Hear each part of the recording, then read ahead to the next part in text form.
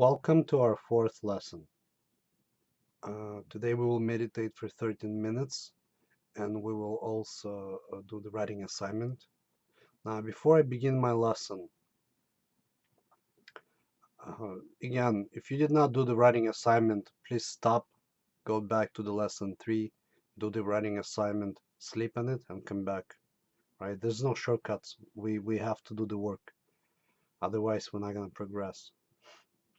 Now, today we're doing a 13-minute meditation, and your experience while meditating and what you experience while meditating will vary from person to person.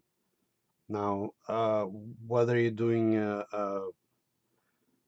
perfectly according to you, whether you're doing horribly according to you, it doesn't matter, right? The number one thing that you need to understand and keep in mind is that be kind to yourself when you're meditating. Don't expect anything. Don't beat yourself up when something's not going well. There's no one perfect in this world. And the writing assignment will talk about something like this, but you often hear people say, approach things with love, and but let's think in practical terms. For example, let's say you're having an argument with someone, and it doesn't matter what the end goal of the argument is, right? Convert them to your side or whatever. What do you think is, let's say if you want to convert them to your side, be that political argument, and which is probably not a very smart idea to begin with, but so what do you think would be easier to convert them to your the easier way to convert them to your opinion? So let's say, for example, you approach it with anger and you just scream out your opinions. You speak, or you talk over each other. You don't even, as they, because if you notice, most when you talk, you're talking to someone and you're saying something, you already can see their lips moving because they're already preparing the answer. They're not even listening to you. They're just planning in their head what are they gonna say next, right? So the chances of you converting anyone to your opinion is pretty much zero. What's gonna happen? You'll just scream at each other, and you'll come out of this, you know, no better or worse. You'll probably hate each other even more, and that's the end of it. Or option two, just pause thinking in your mind, right? Formulating your next opinion. Just pause and listen to what they say. Doesn't mean you have to agree with it. Just listen. Truly listen. And just empty your mind and just listen to what are they saying. Don't attach any emotions to what they're saying. Don't label it. The key here, do not label. And the mindfulness, the term you hear so often, and meditation, when they intersect, is basically, if you just, when you go outside, or you go to work, or you go to school, or whatever you do, right? Notice that you don't look at things as they are. You label nonstop, which is good for our survival as a species. Meaning, if you see an apple, you don't see, you don't say to yourself, here's this organic matter that has this, calories, this many vitamins. No, you see an apple and your mind labels food, right? So this helps you to see things for usability. For example, if you see a log in the forest, a computer might look at it and say it's a log, it's wood, etc. But you can say in your mind, you can be, oh, it's a bench, I can rest on it, right? So even though it doesn't look like a bench, technically speaking, in your mind, you say to yourself, you label it as a bench, and you can sit down on a log and relax, right? So water, you see lake, you can, if you thirst, you label it as water, drinking. If you want to swim, to you, it's already swimming medium, right? To see you label. But often it backfires in our modern life, because when we talk to someone, we start immediately labeling them and their ideas. So you no longer hear what they have to say. You just keep on labeling nonstop. And if you think about it, most arguments, when someone talks to you, you already labeled, everything they said, especially if you had prior experience talking to them, and especially if they wronged you. No matter what they say, you label, oh, this person did this to me, 2 years ago, 1 month ago, 1 week ago, and they might be saying something completely harmless at this point. But whatever they say, you'll be labeling as something evil, and right. So when you talk to someone, again, I repeat, it doesn't mean you have to agree with them. But just listen to what they have to say, and even if you want, you can say to them, so if I understand correctly, right, and you can summarize what they said and see what they say back, right? So also they'll feel like you're actually, I mean, they will not only feel, they'll see that you're listening to them because you're trying to understand them, right? This will help you to understand them truly. Well, what are they saying, right? So this is not, this is not a trick for political arguments, which is, very popular nowadays. This is more a trick for understanding your life and approach to your life. Because truly listening to someone, and at the end of the day, it's not a trick. That's how we're supposed to be functioning. Fortunately, we don't.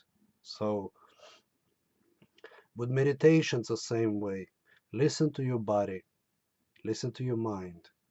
It will slowly guide you where you need to be. Don't push anything. You know, for example, when you diet and you want to drop 20 pounds, and you say, I'm not gonna eat this, I'm not gonna eat that, so you basically uh, act as a tyrant towards your body, and you beat it into submission, and you lose those 20 pounds, and your body revolts, and you go into a fridge and you eat everything you see, and you're back to your 20 pounds back. That does not work, right? So you have to listen to your body and negotiate with your body. And same thing with your mind. So for example, if you don't feel like meditating, and you need to meditate, let's say 20 minutes, right? And you don't feel like meditating. Instead of saying, I will meditate no matter what, this is, willpower, blah, blah, blah. No, just say to yourself, okay, you know what? You're tired. You can meditate for 20 minutes. I get it. How about 5 minutes? How does that feel? How about we start a timer for 5 minutes? If it beeps at 5 minutes, we're still cool. Just stop the timer and continue sitting meditating. How about this? Okay? Or start two timers, 5 minute and 13 minute, or 15 minute, or 20 minute. So if the first timer beeps at 5 minutes, you're still meditating, just turn it off with your eyes closed and continue waiting for the next timer, right? So it's a little bit of trick. The point being is you have to negotiate, especially if you're in perfect environment where everything in life goes your way and you're super energetic and happy. Anyone can be at top performance in life when everything goes well. The trick is to perform when things do not go your way at all, right? So because when things go bad, this is when you meet yourself truly. This is when you start hearing what you have to say, the names you call yourself and everything else, right? So you have to figure out, in time of peace, you need to figure out how to deal with yourself when things do not go well. Okay, so let's do the following. We're gonna meditate for 13 minutes, and then we are going to continue with our writing assignment. So let's get ready. uh, Close your eyes. I'm gonna set up the meditation. So remember, you have a notepad next to you. If you need to drink water, please. Notepad, pen next to you, earplugs if you want. You're sitting spine straight. Don't forget, spine straight. You're sitting very comfortably, feet on the floor, planted on the floor, uh, hands on your knees, lap, palms up, spine straight. Get comfortable. Okay, take a moment, get comfortable. No need to rush. Make sure nothing hurts, aches. You're sitting straight, right? Okay, so you're comfortable. Now start breathing through your nose slowly. Don't force it. How does the air feel?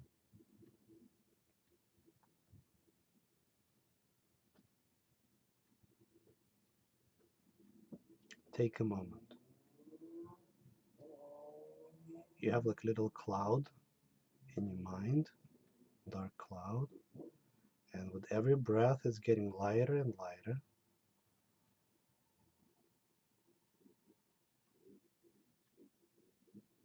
Just relax. You're not here to have a perfect meditation. You're here to go through the meditation and just do what needs to be done. If you lose your, if you realize at some point that you're not concentrating on breathing, you're thinking about something else. If it's too strong of an idea or a thought, write it down on a pad without opening your eyes. If it's not important, if it's just some, random idea, just peacefully, I stress peacefully, bring it back to breathing and concentrate. Okay? I'm going to start my timer for 13 minutes and I'll see you on the other side.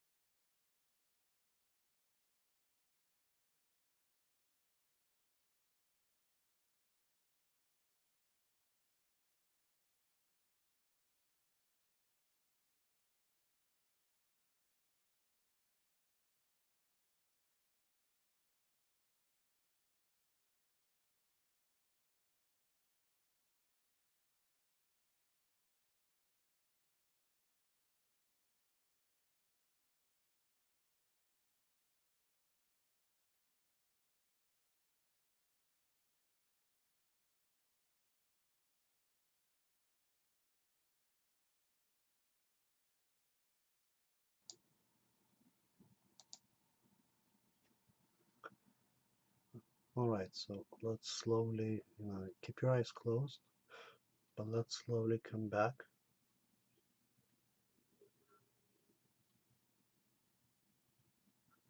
You can still feel the air through your nose.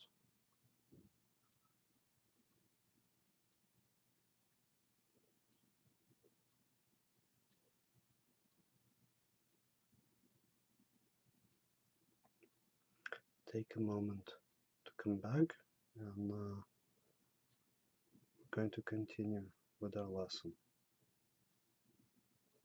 A couple of more seconds.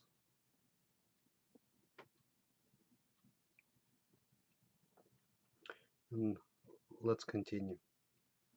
All right, for our writing assignment, we are going to write about fear of mediocrity. And this is a very important assignment, especially as it applies to our course, because your monkey mind will mess with you and will tell you, oh, you're not going to achieve nirvana today, tomorrow, maybe ever, so you don't need to meditate. What's the point, right? You're just going to be mediocre. It's not going to be anything cool. You're not going to be on the news as the next Chopra or whatever. And forget about it. Let's not do this. Okay. And in my personal practice, in my financial consulting practice, I see it very often when people come to me and they're thinking about this new startup, right? And or new company, right? Let's call it company.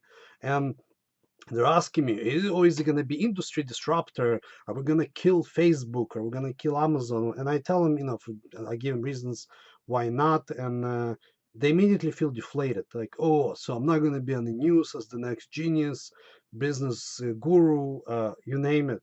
And I asked them, okay, so let's say, for example, right now you're working your average job and you start this company and you're making, let's be, extremely realistic. You're making 1 million a year, right, in revenue. Is this not exciting?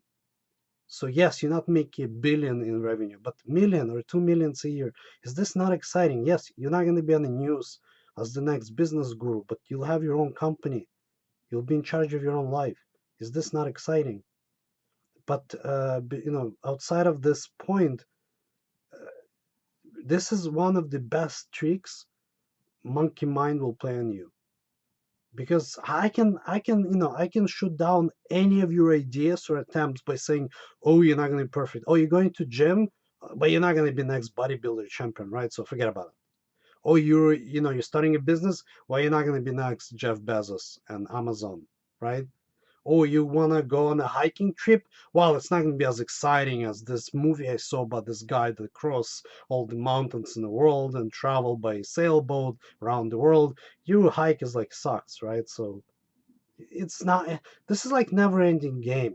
Anything can be, should, I mean, if you, when you compare yourself to, business giants, like for example, like Jeff Bezos of Amazon or Elon Musk of Tesla and their solar city server, anything we do in comparison to them is pretty much nothing. But don't compare yourself, and please note what I'm just about to say. Do not compare yourself to someone the way they are today. Compare yourself to how you were yesterday. If you're today better by 1% than you were yesterday, success. 1%, right? Doesn't sound a lot. So, for example, imagine, and this is Japanese, principle of Kaizen, but imagine, for example, you have a business and you're making 100,000 revenue, meaning, your sales or whatever, right? And you improved 1% per day. Now, 1% per day, how many days in a year? How many percent is that? So for example, if I told you by improving something 1% per year, per day, you can improve over 300% per year. This is huge. This is huge beyond all imagination. So the point being in the way, Japanese principle of Kaizen and organization improvement, don't worry about improving, 100% per day. Worry about making small improvements, but making consistency is the key. And that's why, if you notice in the course, I'm not telling you one day we're going to meditate 10 minutes, or next day it's 100 minutes, then hours, then days, then weeks, or we're going to meditate a year long. No, that's not going to fly. Do you notice how I incrementally add 1 minute to meditation? Why? Because I slowly can keep on improving the amount of time you can meditate. And if you add 1 minute per day, it's like 30 minutes per month, let's say, right?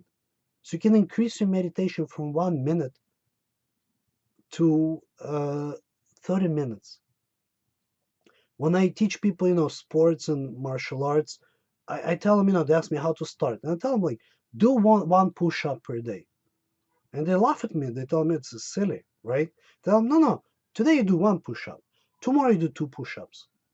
The day after you do three push ups. Or whatever, right? Whatever the ladder, the increments, right?